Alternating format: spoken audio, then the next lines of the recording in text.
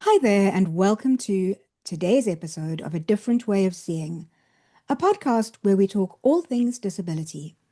I'm your host, Lois Strachan, and today we are being joined from the USA by Trish Butler and Cary Lowe.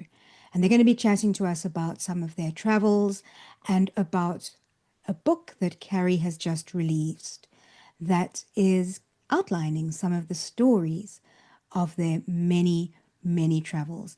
Now, I've had an opportunity to read that book, and it is absolutely delightful.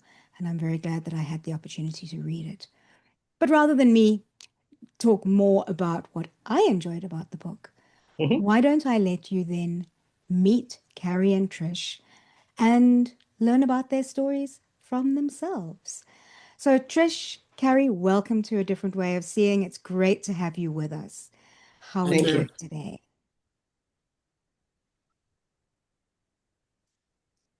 Well, I guess I probably should start. Um, I was diagnosed with multiple sclerosis over 30 years ago. Yeah. And for the first probably 10 or 15 years, it was pretty benign. And I had, pretty much full use of my legs and everything else. Then in 10 years or so, my legs became less cooperative. And I ended up having to use a scooter. And then now I use a power wheelchair. And I really haven't found that to be all that restricting, simply because Carrie and I continued to travel the whole time. And I was diagnosed with MS when I met Carrie, and Carrie and I have been together for about 30 years, Yeah. and it pretty much has worked. And that's because Cary is extremely patient, and he's learned a lot about traveling with um, a disabled companion. It's one of the So, things that I know many people who are scooter and wheelchair users say is that they really have issues, and I'm using that word guardedly, with the term wheelchair bound that is so common around mhm, the world today, simply because a wheelchair or a scooter is such a device of liberation. So mhm, I'm glad to hear that while it's probably changed the way that you travel, that it hasn't restricted your travels mhm. too significantly. And if we could Great. just get that phrase changed to wheelchair user, Yeah, for sure. you know, I, not bound. I agree with you Yeah, absolutely. Thank you, Trish. So, sure. Cary, tell us a little bit about yourself. Yeah, Trish and I both were professional people when we met, and we both had a history of doing a lot of traveling, and that motivated us to keep traveling together. I was working as a lawyer. Trish had a consulting business, and so we both were very active people. I was really determined from the start, as was Trish, to keep leading as normal a life as possible, notwithstanding her physical limitations that developed over time. Mild at first, but then worsening as the years went by.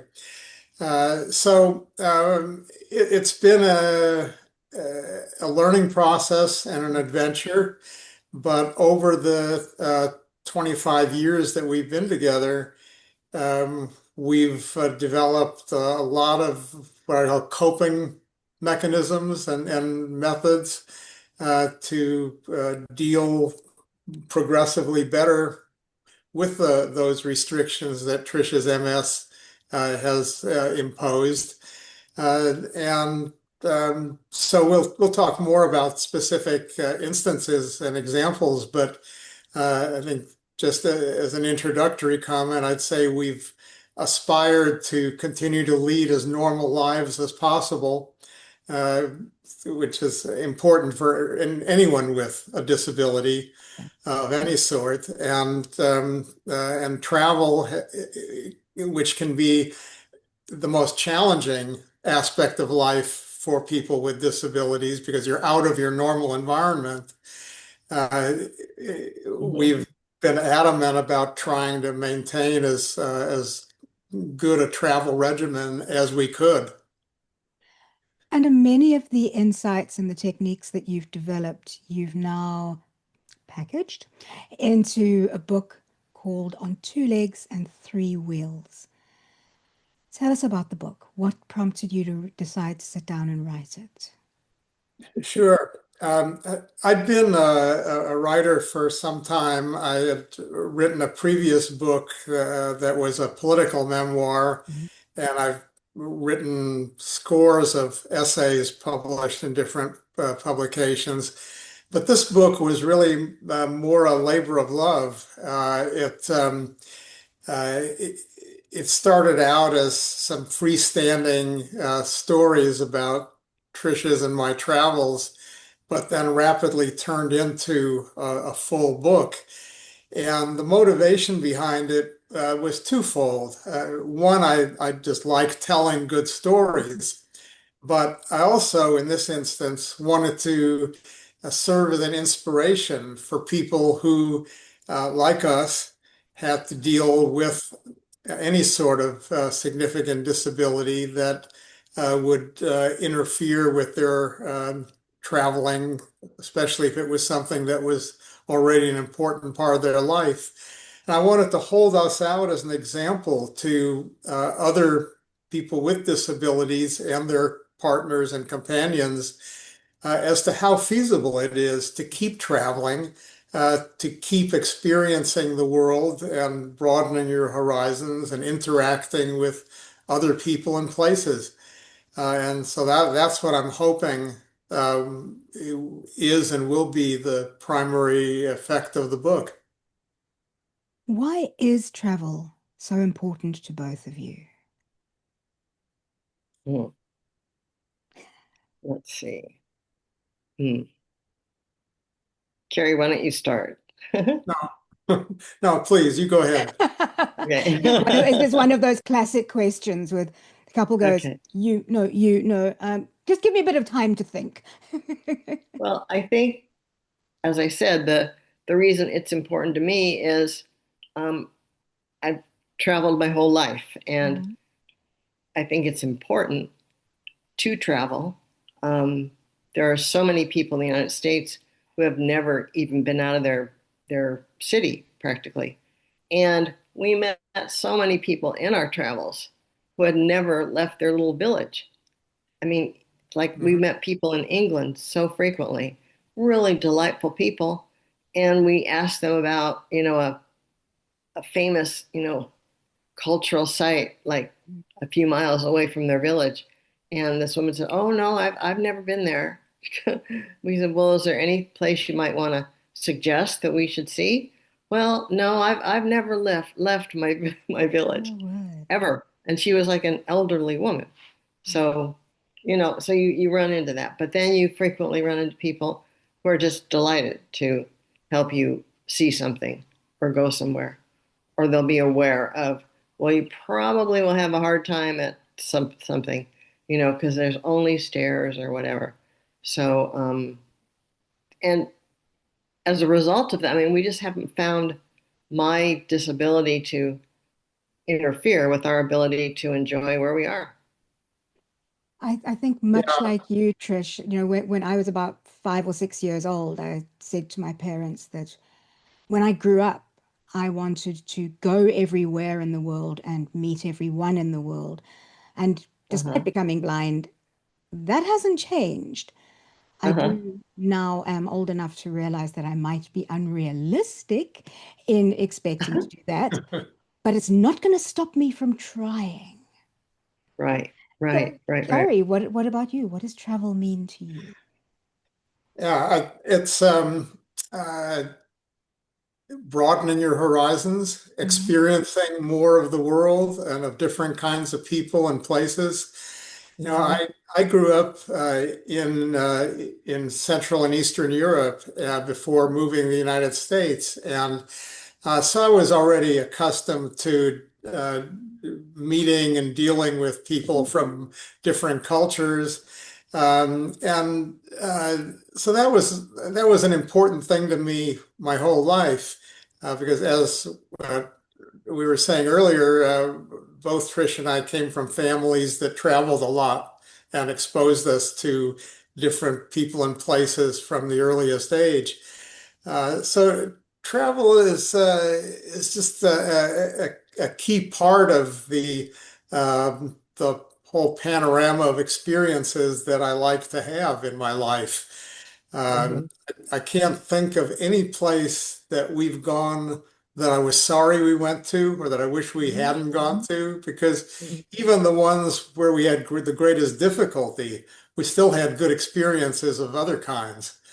And I think that's important for people who have any sort of restrictions to remember that there will be obstacles, there will be problems, and sometimes they'll be insurmountable, but you just can't let those get in the way of the otherwise enjoyment of the experience of being in a new and interesting place or interacting with different kinds of people.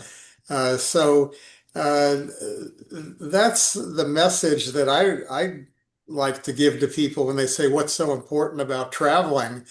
Uh, there's even studies that show how important it is for people to get out of their homes and out of their familiar surroundings and have different experiences. It's good for their mental health, and it actually adds to longevity. So traveling is a real good, important part of all that. I want to look a little more deeply then at some of the types of challenges that you experience traveling Hmm. as a result of Trisha's MS, because I do understand some of the challenges that people experience just around the world, being wheelchair users and with Hmm. mobility issues. What would you say are some of the most common or some of the most difficult challenges to overcome that you've experienced? Trish, why don't you start on that? Hmm. Well, one thing that I think anybody who's restricted to, um, being in a chair of some type is you're like below 3 feet tall. Yeah. And what I found very frustrating is a lot of people who are standing, they tend to overlook you, or because you're the height of a 10-year-old, they treat you like a child. Oh, And so I've had to be, I'm not rude. I'm always smiling and, say, excuse me, I'm down here. And so that's one thing where you just have to be a little more assertive, but always with a smile. Just don't be ticked off at a mm-hmm. place or somebody because they don't mean to be rude or whatever. But you kind of have to be able to go with the flow. Yeah. I guess that's the main thing. That ability to be flexible, I think, is really Right, important. Yeah. right, right. I think to add to that, the challenges that come up most for me is the physical obstacles that we run into, and because I have to try to anticipate those and figure out ways to get around them, whether it's stairs or steep slopes or Hmm. um, other structural or topographical impediments that make it difficult for Trisha's scooter or wheelchair to negotiate a particular place. Hmm. And sometimes we can find alternative ways of getting somewhere. Sometimes we have to rely on other people to help us. And we've had Hmm. extraordinary experiences of Right. people really, without even being asked, springing to our assistance. I talk in my book about a couple of situations. For example, I trying to get on a bus in Paris where the wheelchair ramp wouldn't deploy. And a group of fairly large men on the bus got off, lifted up Trish on her scooter and carried her onto the bus, and then helped her off again the same way at our destination. Mhm. Had a similar And, experience with and we didn't ask for their assistance. Yeah. yeah, they just sprung to help.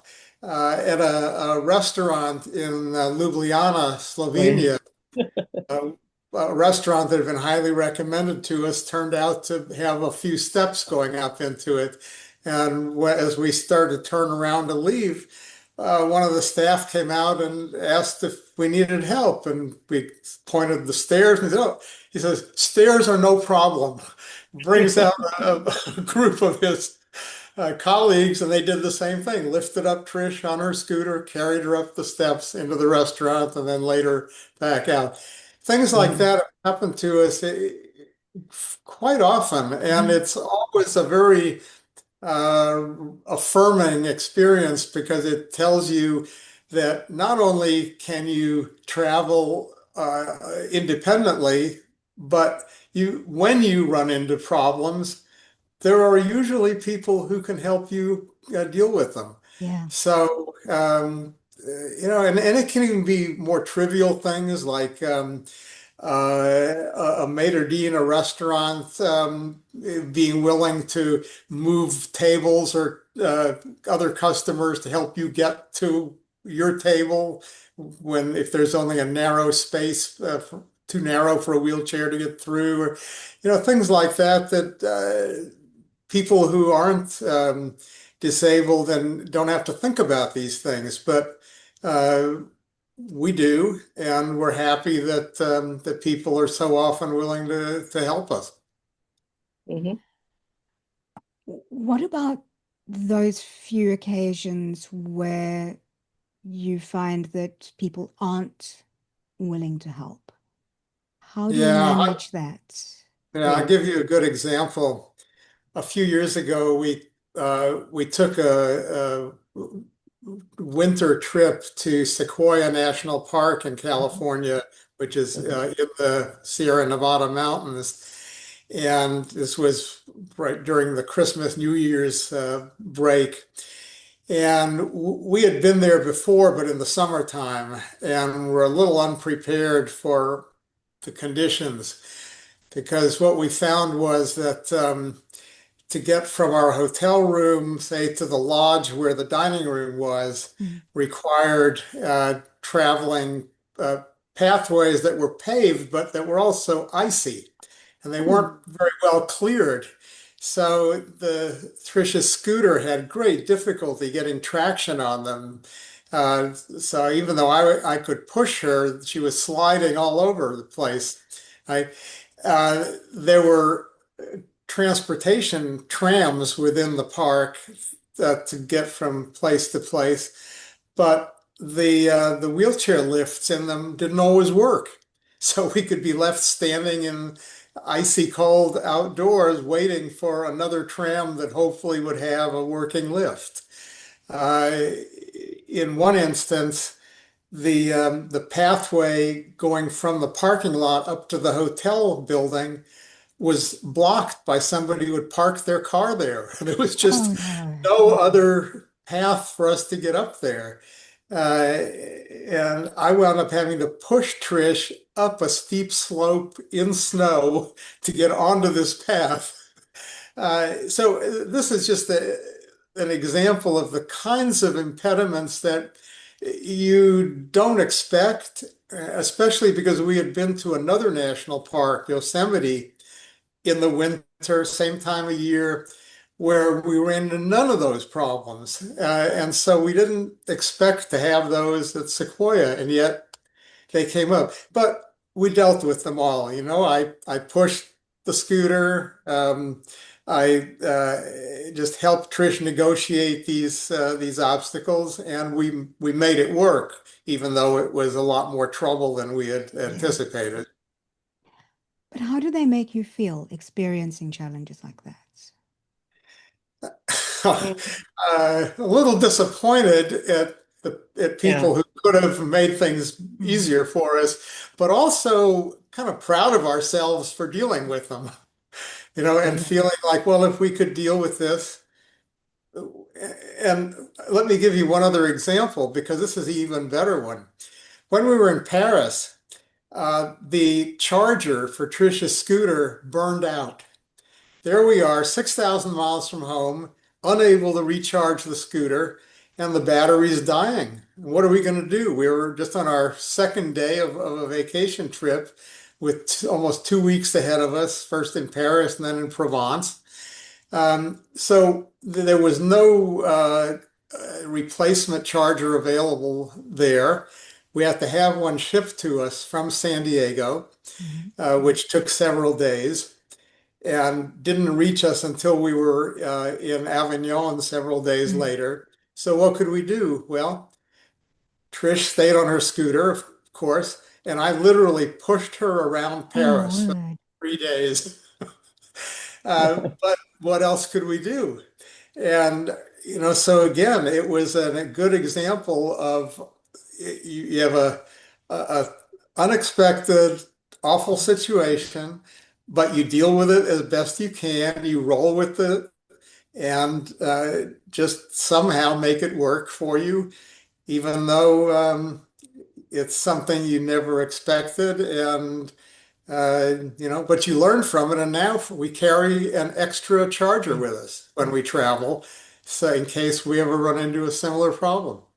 To me, the stories that you're sharing speak a lot about resilience, about determination, about an active choice that the two of you have made to Mhm. say, this is where we are, this is what we want to do, and we'll figure it out if there are problems. And that Yes. problem solving ability is something that I think plays into the lives of many people living with and close to the area of disability. And Mhm. travel is no different from other parts of life, except it has all these extra perks of new Right, experiences, new cultures, new foods, new people, new places. So, right. yeah, it speaks very highly to that. And take a good dictionary with you if you're somewhere that you don't speak the language. So find a good portable dictionary you can put in your pocket or your purse. And, it's really, everybody loves it. They love it when they see you're Yes. trying to speak their language. Yeah. And they'll try to, to the extent they can, they'll try to help. And English has become the international language. You'll find so many people come close to speaking English frequently better than we do. That's true, but I Yeah. also understand what you're saying there, Trish, about how people appreciate the attempts to acknowledge and Right, see their language. And it's right. something that I find is something that I've benefited from in many different countries, in Greece and Hmm. France, and just being able to speak a few words, just to say good morning Right, or right, hello and thank you.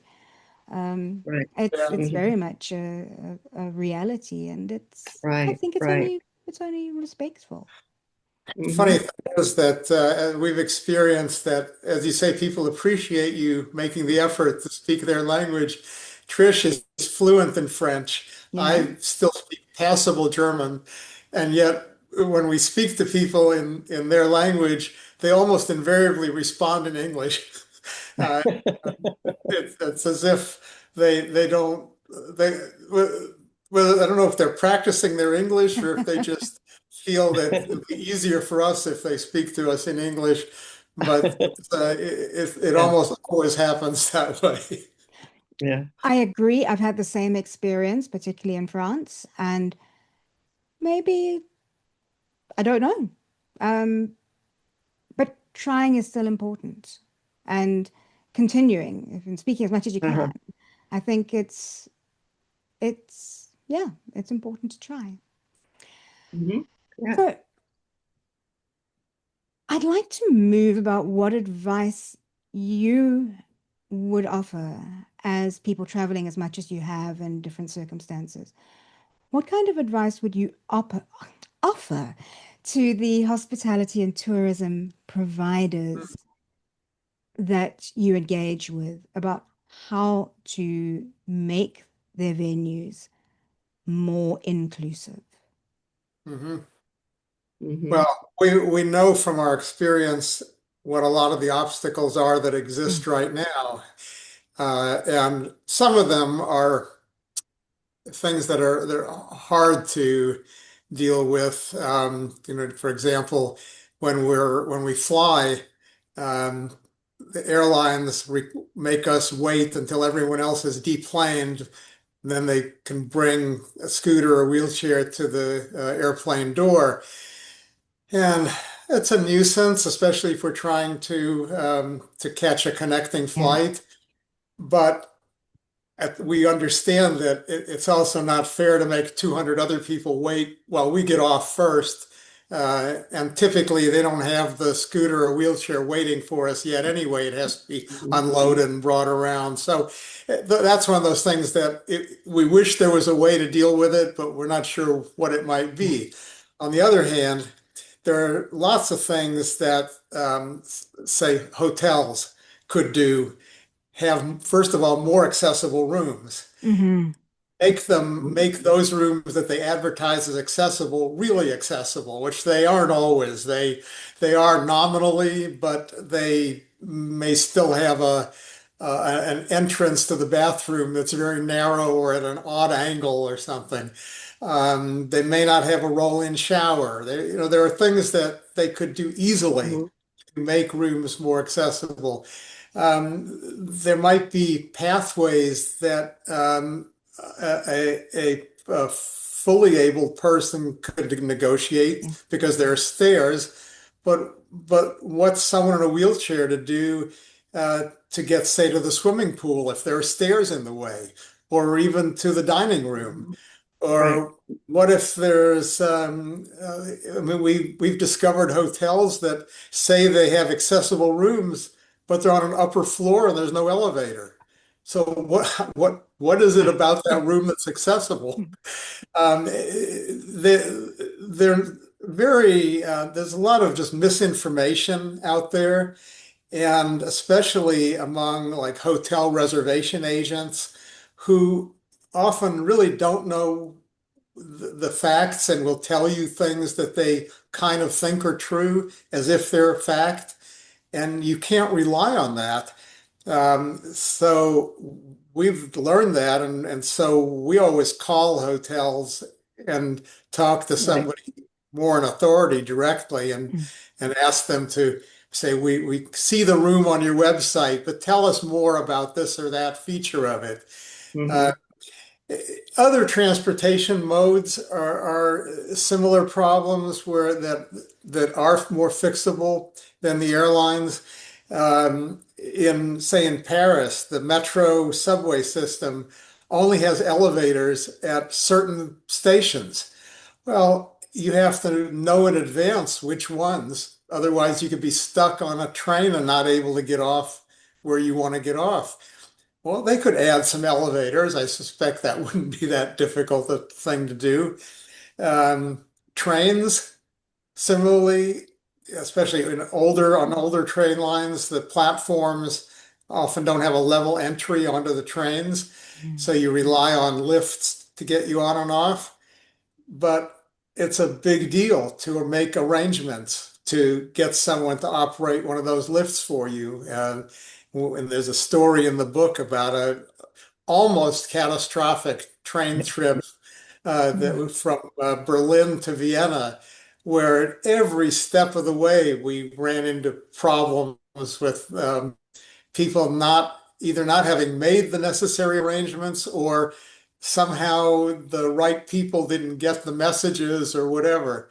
Um, there just needs to be better systems in place for all of these types of hospitality industry accommodations uh, to deal with the needs of people like us so that we don't have to kind of make our way through this maze on our own. Mhm. Should be easier, and Yeah. it can be with just a little extra effort on their part. Trish, what you want to add anything to that? Well, I would say that you need to be your own advocate. Yeah. Don't Yes. assume that the travel agent took care of something or other. So I would say always call the hotel that you're going to, always. And you can ask them, how do I get from the lobby to my room? How do I get from my room to the dining place? How do I get from my room to the pool? Because they won't have thought about it. Yeah. You say, well, I can't do stairs. I'm on wheels. I need to go places where I can roll to. And they just haven't thought of it usually. And they go, oh, well, let me see. And they have to actually think about it. So I just think it's important to be, as I said, be your own advocate. Don't be afraid to ask. Yeah. Ask nicely. Don't be rude or upset or say, how could you possibly just, do it. Let me give you one other example because when I talked about hotels having more accessible rooms, the other aspect of that is that they often put the accessible rooms in the least desirable places in Yes, the yes, hotels. yes. Uh, Mhm. even in really fine establishments, Right. you find that. And what we've had to do on occasion is we get there, we find, for example, at the Ahwahnee Lodge in Yosemite National Park, it's a Right. famous lodging place. The accessible room they gave And us it's was high end. I mean, it's Yeah. high end. yeah, and the hotel gave us a room that was right under the eaves of the hotel with no view at all. Oh, Here we are in this beautiful place, and you want to have a view. So what do? We called the manager and said, "Look, here's the problem. We would rather have a non-accessible room with a nice view." And he said, okay, and gave us a room with a wonderful view of Yosemite Falls. mm, Uh, and we made do with the room not having the accessible features, but it was still good enough. yes. And we were glad we made the change. But we did that by being advocates for ourselves and not just settling for what they gave us, and rather firmly but politely Yeah. asking the And group to fix for it. example, Cary, at the Awani, we went down to the front desk and we spoke to a guy at the desk. And I spoke to him and made the same point. And I said, we've been looking forward to coming here, all year and blah, blah, blah. And now we're stuck. And so he was great. He goes, I will get you to a nice place. So as an example again of being personable and polite, and people want to help. People want to help you have what you need. What about Yeah, when they just people, often don't think about it. yeah, but what about when people don't want to help? The training, the exposure that people have to disability is perhaps not as good as it should be. Have you encountered any Mhm. problems along that line?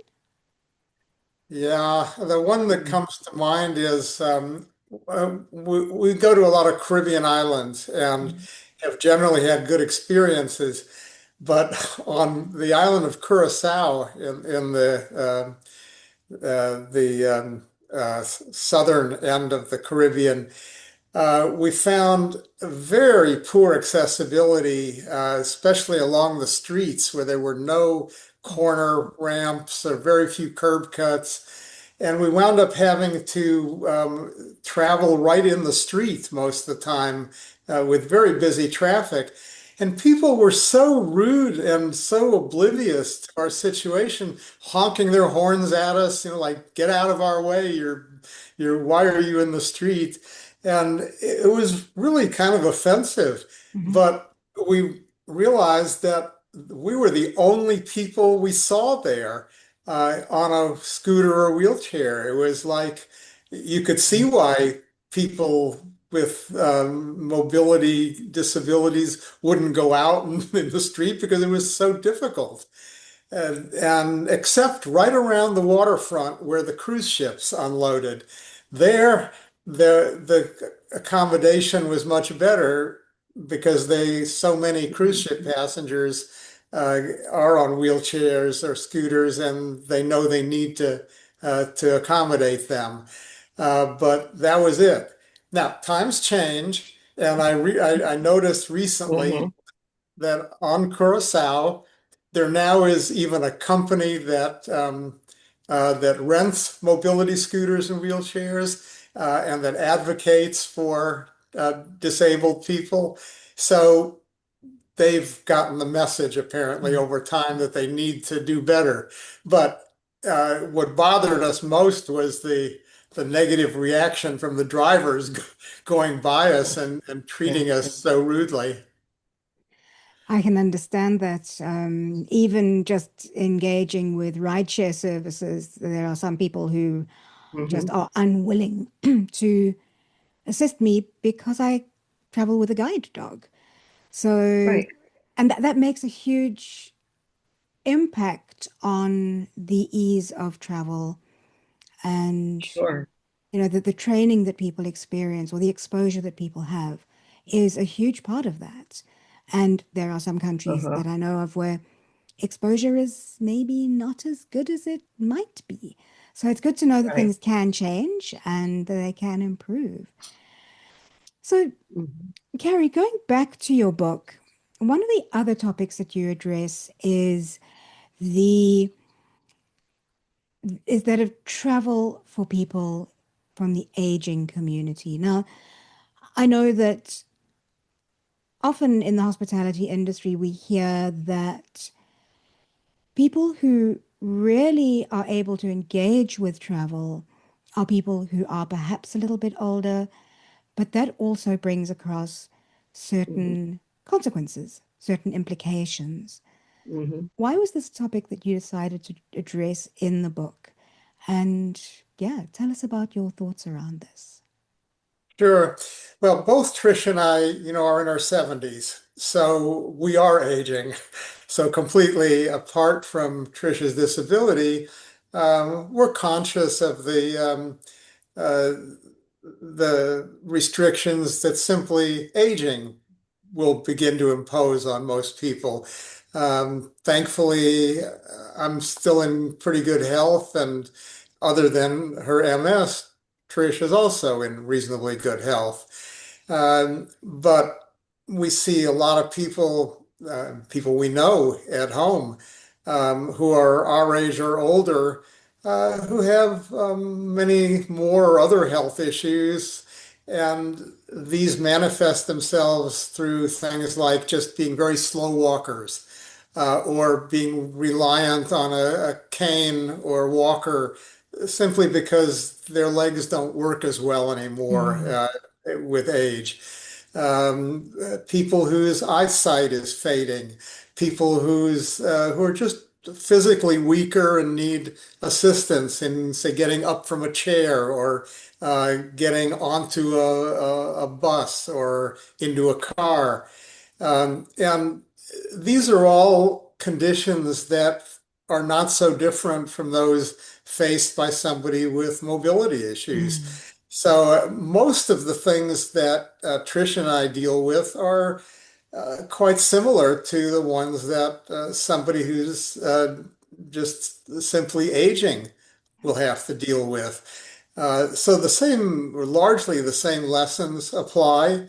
That it's important if you are having those issues and you want to keep traveling. Again, anticipate the kinds of issues, obstacles you're going to have.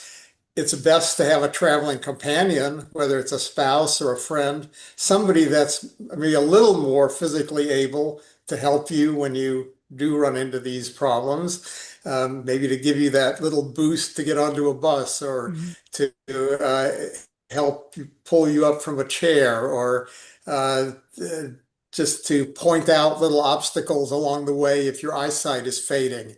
Just, to do these simple, helpful tasks that can make traveling less dangerous and more enjoyable. Um, as I say, I think that the lessons that we've learned are largely applicable to an aging population too. And the inspiration that the book tries to give to disabled people is completely equally applicable to people who are aging and have those same concerns about their ability to keep traveling. And lastly, it's important for people who are aging to remember that with travel and with their exposure to other people and places, that will keep their mental acuity better. It will Mm. improve their mental health overall. And as I mentioned before, it even has been shown to increase longevity. So, uh, for all those reasons, older people have should have lots of motivation to keep traveling for as long as they're physically and mentally able. I think there's one other side that you haven't mentioned, but is very obvious to me from what you're saying, and that is that it is in the interests of the hospitality industry, of the service providers, to make their services more inclusive, Mhm. because it means that they will be Mhm. still able to serve a larger population. And by making Yes. their services more inclusive, more people will be able to go there.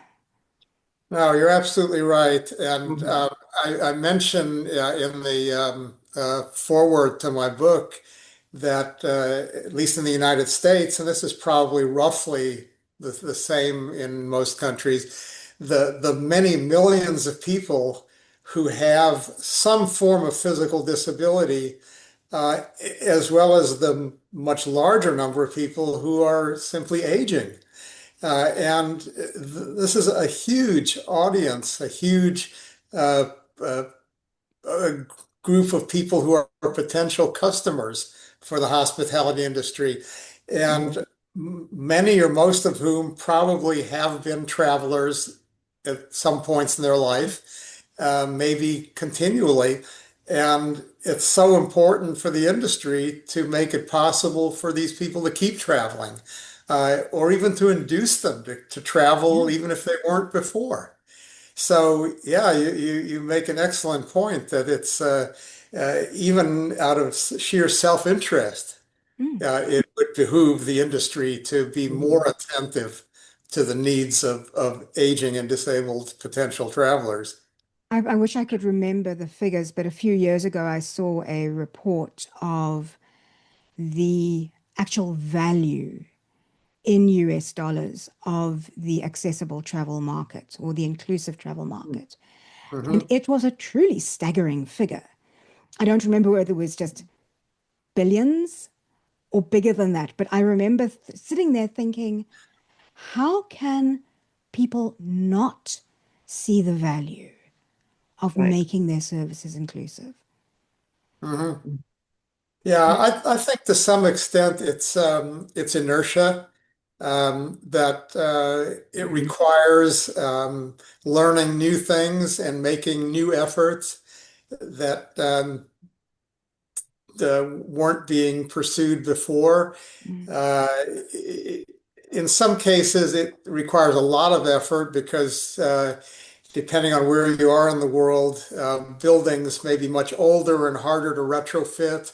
That's something we've encountered Mm. in many places, much older cities Yeah. or rural villages or whatever.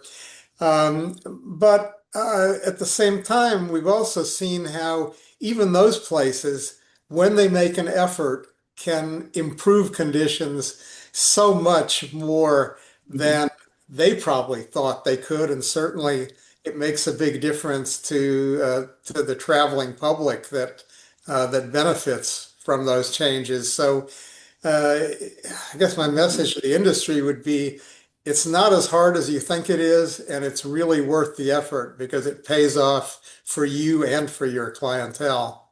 Yeah.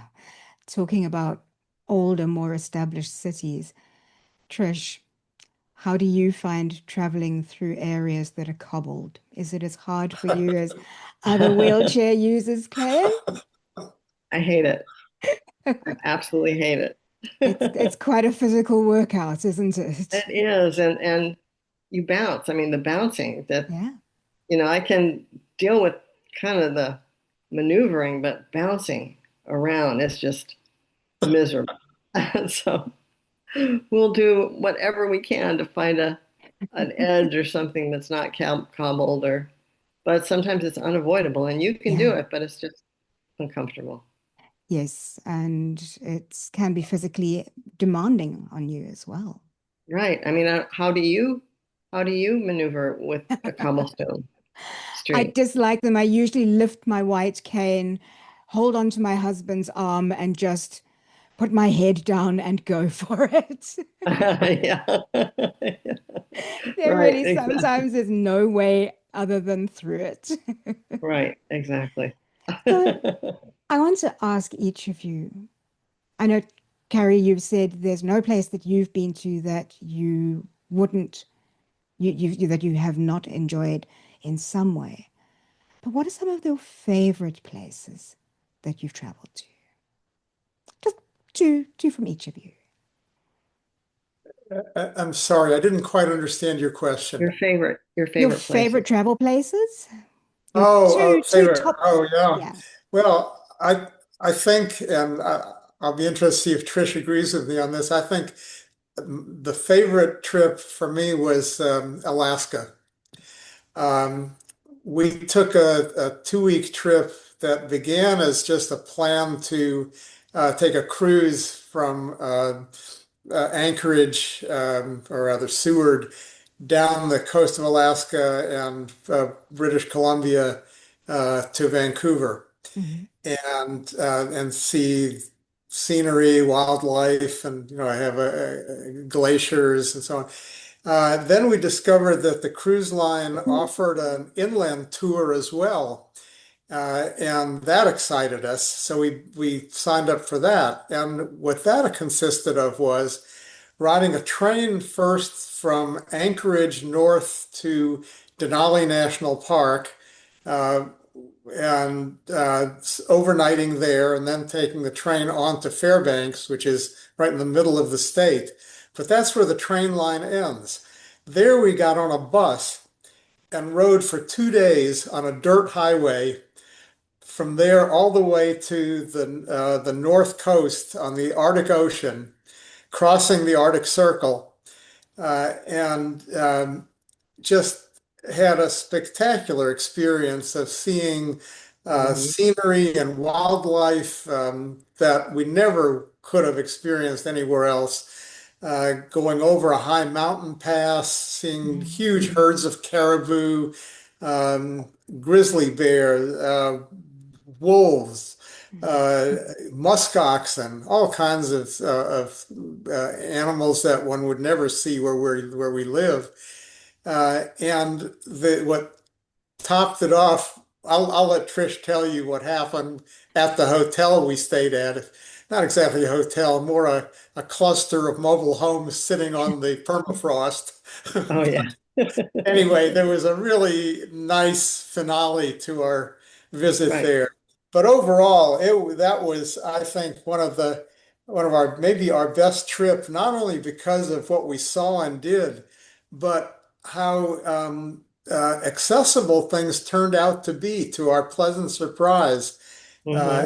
and how, to the extent that things were a little inaccessible, we managed to deal with them. So that was all around a great trip. But Trish, go ahead and add Hmm. what you would like.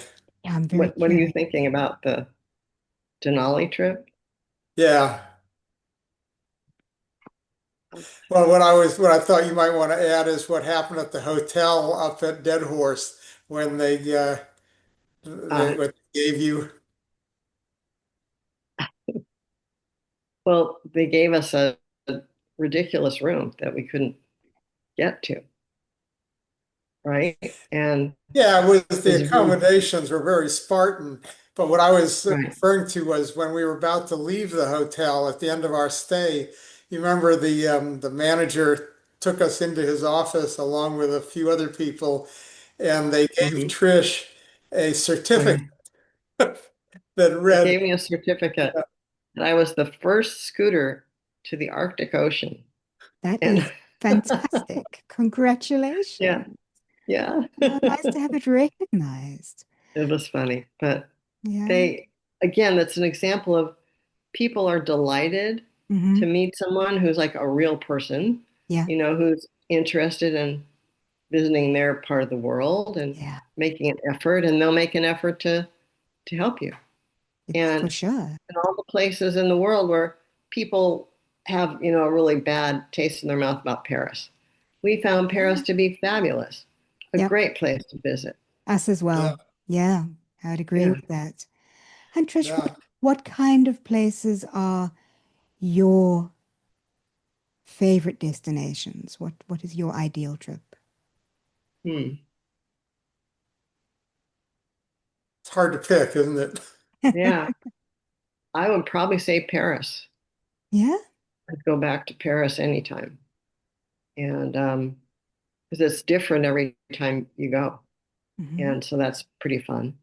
And I find that the Parisians are much better than they used to be. And Okay. they like having Americans actually. Yeah. And they didn't used to.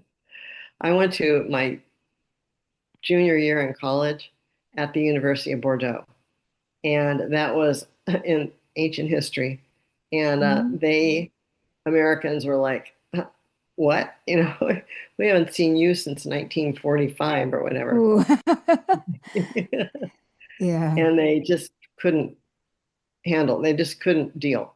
And they tried, in their limited way. But as the decades have gone on, they're much more uh, international. They're much more cosmopolitan. They're much more internationally oriented and welcoming to people from around the world Yeah. and people who they don't expect to speak French. Yeah. So, places that you might be worried about going to these days in, 2025, you have to go really, really, really far off the beaten path for someone. And again, what I've found is with elderly people, same thing. I mean, they want to help you enjoy being there. And so, I think just be open. Just be open, with a little bit of smile on your face, and you say, "Excuse me, I can't really get up those stairs. Is there a better way to get into your restaurant?" That kind of thing. I think, I'm consistently hearing the insight that it is the people that can make the difference Yes. about setting the tone of an experience or a place that you visit or a Hmm. venue or something like that.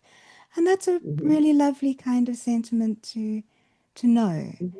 how important Yeah. it is because yeah, people connecting with people is really it's what we're doing now. You know, Right. I'm talking to Right. you where you are, and you're talking to me all the way in Cape Town in South Africa. Hmm. So, and Yeah, maybe, let me give you an example of how the extent to which people are willing to go to help.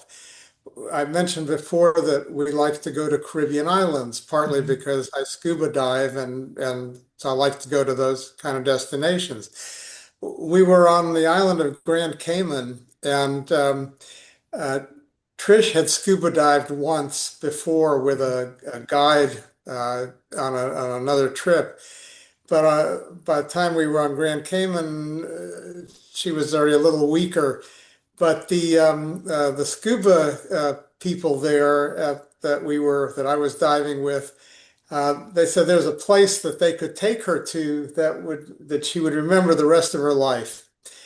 And they got her onto a boat with a lot of help, then helped her down a ladder, Mhm. moving her legs one step at a time into the water, got her scuba equipment on her, dropped down to 20 or 30 feet onto a sand bottom that was known as a place where stingrays congregate. Oh wow. And we sat there on the bottom with the 10 other people, and the stingrays started to come around and swarm around us. And they particularly swarmed around Trish. And Mhm. it was a really unique experience. I had done something similar once in Tahiti, but it's something that doesn't happen in very many places. And it was just a unique experience for her and for me to observe this happening for her. And it only was possible because the scuba diving staff there was willing to go really way beyond what they would normally do for anybody, because they really wanted her to have this great experience, and it just made the trip. Everything else there was interesting and fun. Mhm. That was the high point by any standard of Mhm. that trip, and something that we'll both remember forever. That sounds like an amazing experience. Wow.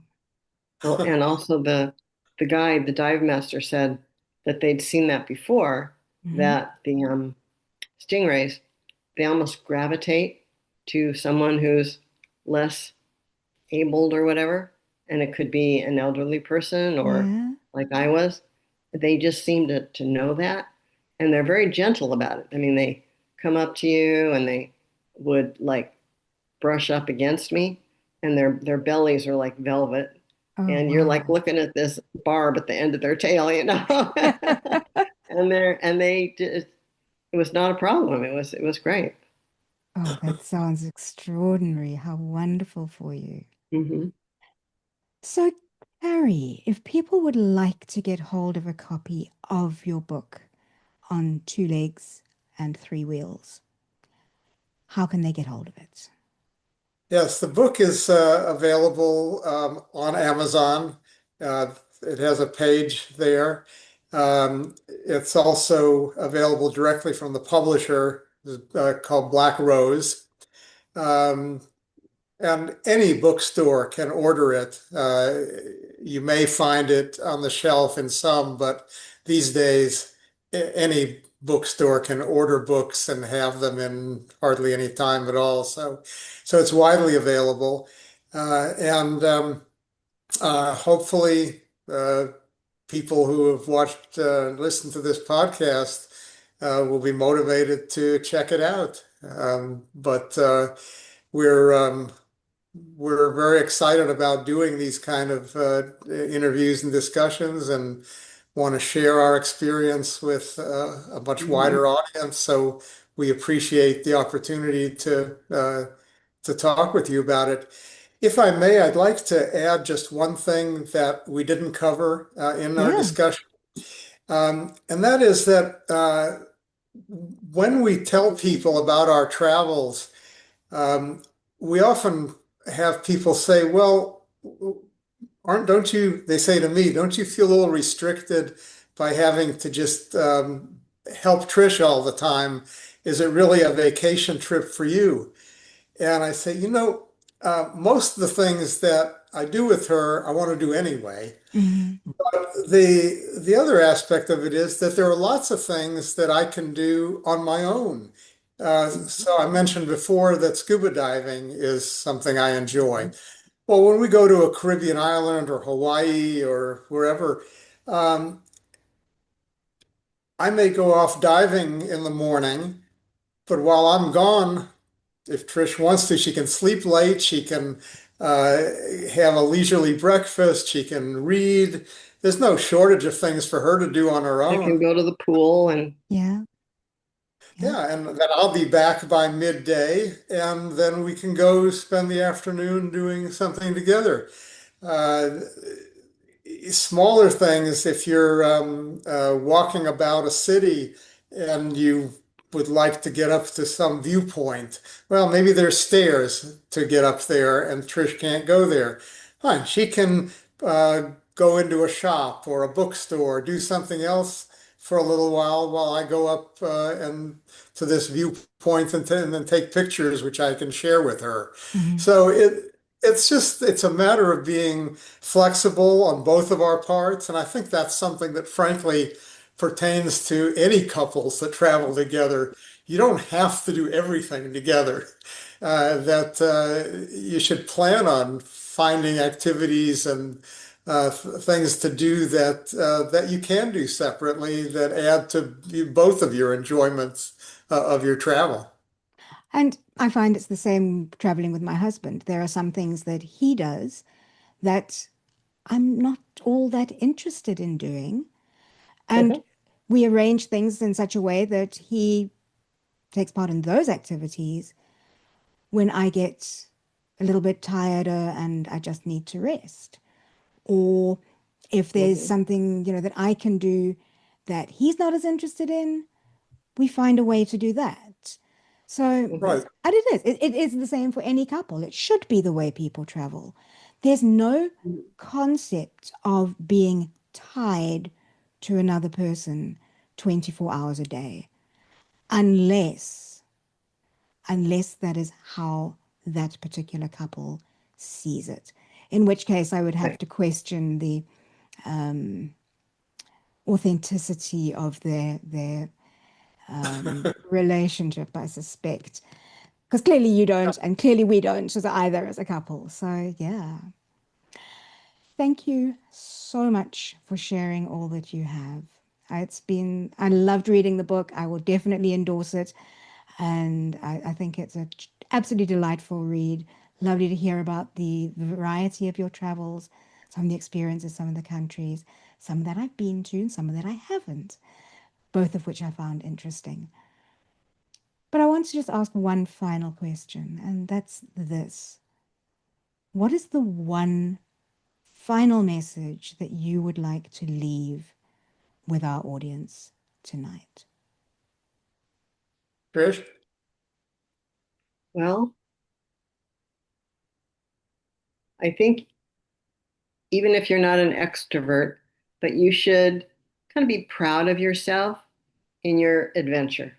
And people around you may not expect you to, particularly if you're older than Cary.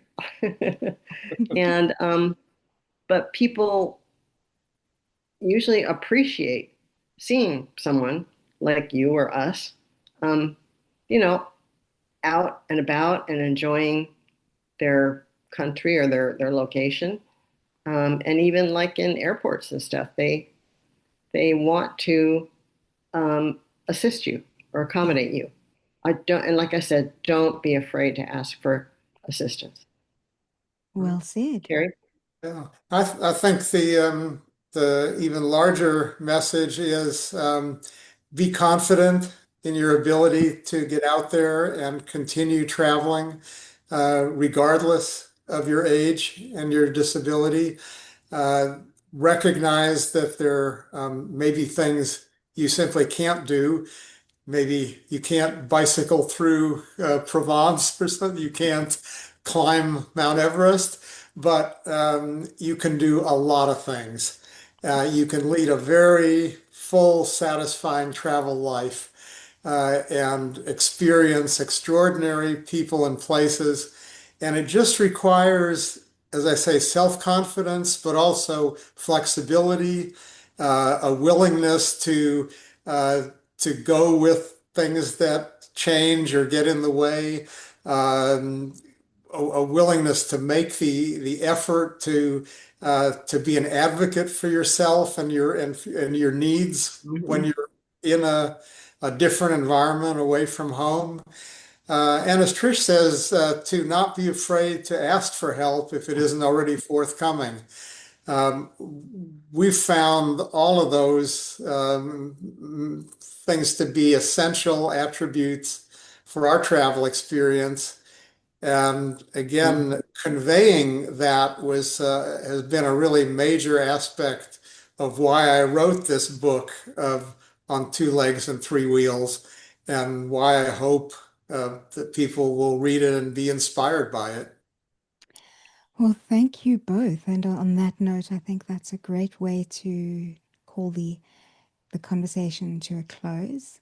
Cary Lowe, Trish Butler, thank you so much for joining us on A Different Way of Seeing. Thank you for sharing some of your insights, and thank you for sharing the book with me and allowing me to learn a little bit more about your lives and your travels. Great. Well, thank you, Lois. Same It's Yeah, here. Thank you. it's been such a thank you for pleasure. having us. Very enjoyable.